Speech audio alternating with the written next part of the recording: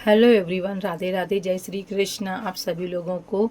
तो आज हम बताएंगे कि लड्डू गोपाल जी की जो चैत्र की अमावस्या पड़ रही है वो किस दिन पड़ रही है, कैसे पड़ रही है और हमें उस दिन लड्डू गोपाल जी की सेवा कैसे करनी है। क्योंकि उस दिन नवरात्र भी लग रहे हैं, तो हमें लड्डू गोपाल की सेवा कैसे करनी है। तो चलते हैं। सबसे पहले देखिए, हम नहा धो चुके थे, सारा घर का काम कर लिया था मैंने। उसके बाद में हम आ गए थे अपने मंदिर में, लड्डू गोपाल जी को जगाएंगे। लड्डू गोपाल को क्योंकि नवरात्र भी है तो जल्दी उठना है, सारा काम भी करना है। तो सबसे पहले देखिए, कलश रखने से पहले अगर हो सके तो लड्डू गोपाल जी का ब्रह्म मुहूर्त में ही उठा के स्नान वगैरह सब करा दीजिए, क्योंकि बहुत ज़्यादा पुण्य का काम होता है लड्डू गोपाल जी को ब्रह्म मुहूर्त में उठाना, स्नान कराना। तो इसलिए खुद को भी अच्छा होता है अगर ब्रह्म मुहूर्त में उठते हैं और सुबह स्नान वगैरह करते हैं, पूजा पाठ करते हैं। तो चलिए, स्नान वगैरह करने के बाद में देखिए हम आ गए थे अपने मंदिर में। तो अभी हमारे लड्डू गोपाल जी देखिए सो रहे हैं। तो सबसे पहले देखिए, हम अपने प्यारे से लड्डू गोपाल जी को यानी कान्हा जी को बड़े प्यार से ही हम पहले जगाएंगे उनको। एकदम से जैसे छोटे बच्चे को हम लोग नहीं उठाते हैं, तो वैसे बच्चे नहीं उठाना है लड्डू गोपाल जी को। तो देखिए, सबसे पहले प्यार से लड्डू गोपाल जी को हम उठाएंगे। अभी दोनों हमारे लड्डू गोपाल जी सो रहे हैं। तो देखिए, हम लड्डू गोपाल जी को एक एक करके उठा के हम बैठा देंगे लड्डू गोपाल जी को।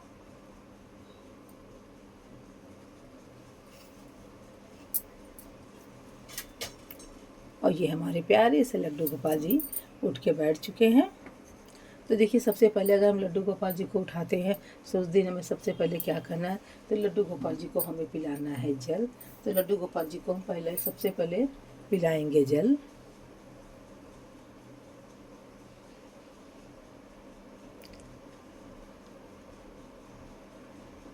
जल वगैरह पिलाने के बाद में देखिए, फिर उसके बाद में इनका जो मुंह है वो भी हम अच्छे से धुला देंगे लड्डू गोपाल जी को।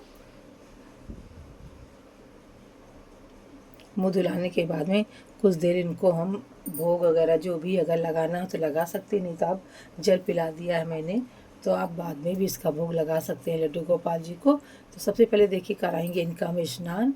तो चलते हैं, कराते हैं लड्डू गोपाल जी का स्नान।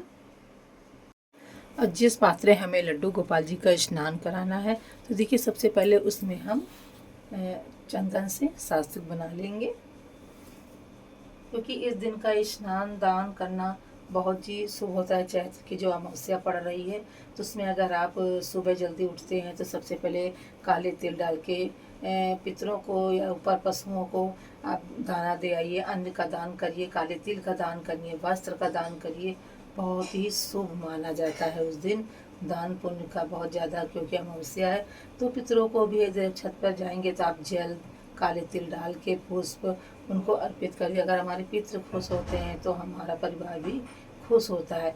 तो इसीलिए उस दिन दान पुण्य करना भी बहुत ही शुभ होता है। तो उस दिन आप अन्न का दान, कपड़े का दान, तिल का दान, मिठाई का दान आप सब कर सकते हैं। तो देखिए, उस दिन अब हम लड्डू गोपाल जी को कराएंगे स्नान। तो हमने देखिए शास्त्र को उसमें हमने बना लिया था। उसके बाद में देखिए हम डालेंगे थोड़े से पुष्प डालेंगे, क्योंकि खाली नहीं होना चाहिए, लेकिन आज मैंने चंदन से करा दिया था, खाली नहीं है। तो थोड़े से उसमें हम डालेंगे पुष्प। फिर उसके बाद में हम अच्छे से अपने प्यारे से कान्हू जी के कराएंगे स्नान। तो ये हमारे प्यारे से कान्हू जी हैं, तो इनको हम कराएंगे स्नान।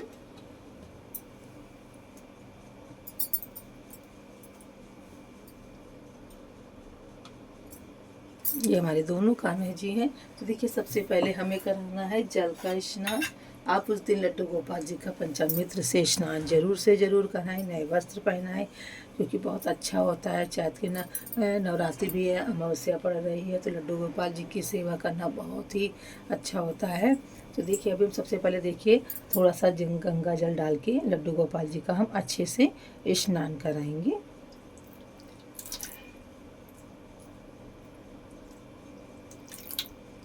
देखिए, हमारा स्नान हमने जल और गंगा जल का मिला के हमने करा दिया था लड्डू गोपाल जी को। उसके बाद में देखिए हम पंचामृत यानी कच्चा दूध हो तो अच्छा है, तो कच्चे दूध का स्नान कराएंगे।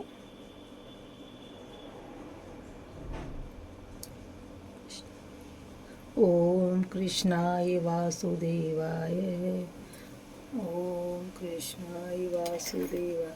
फिर उसके बाद में देखिए हमें कराना होता है दही का स्नान, यानी आप एक साथ मिला के पंचामृत का भी स्नान करा सकते हैं, ऐसे भी करा सकते हैं। तो हमने कराया दही का स्नान। फिर उसके बाद हमने चीनी का डाल दिया था।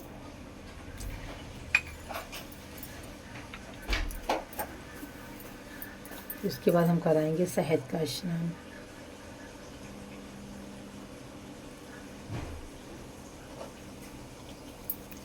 और शहद का स्नान कराने के बाद में देखिए हमें लास्ट में अगर आप कराना चाहते हैं तो आप चंदन का भी स्नान करा सकते हैं, क्योंकि चंदन भी ठंडा होता है। ये हमारे लड्डू गोपाल जी का चंदन स्नान। फिर उसके बाद में लास्ट में हम कराएंगे जल का स्नान।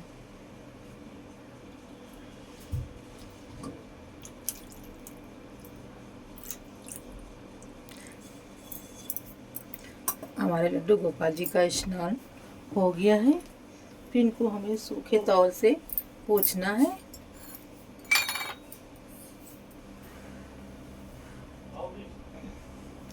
और हमारे प्यारे से कान्हा जी का स्नान हो चुका है। तो आप सूखे तौलिए से ज़रूर पूछिएगा अच्छे से लड्डू गोपाल जी को। अब इनका हम अच्छे से श्रृंगार वगैरह कराएंगे। और जो इसका जल वगैरह है वो हम किसी पेड़ में यानी डाल देंगे, तुलसी के पेड़ में भी डाल सकते हैं।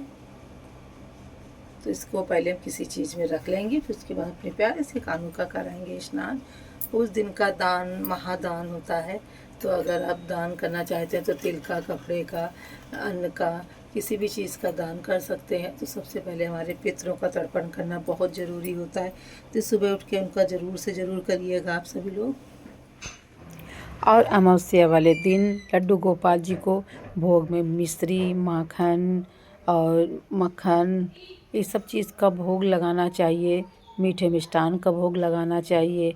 उसके बाद में भोग लगाने के बाद में लड्डू गोपाल जी की आरती प्रेम पूर्वक करें। उसके बाद में शाम को भी आप लड्डू गोपाल जी को प्रेम पूर्वक भोग लगा के ही अच्छे से उनको मतलब सुलाना चाहिए। तो ये थे हमारे अमावस्या वाले दिन लड्डू गोपाल की सेवा हमें कैसे करनी है। तो अमावस्या जिस दिन पड़ रही है, अमावस्या की तिथि है कि 18 मार्च 2026 की सुबह 8:25 से शुरू होकर और 19 मार्च 2026 की सुबह 6:52 तक रहेगी। उदया तिथि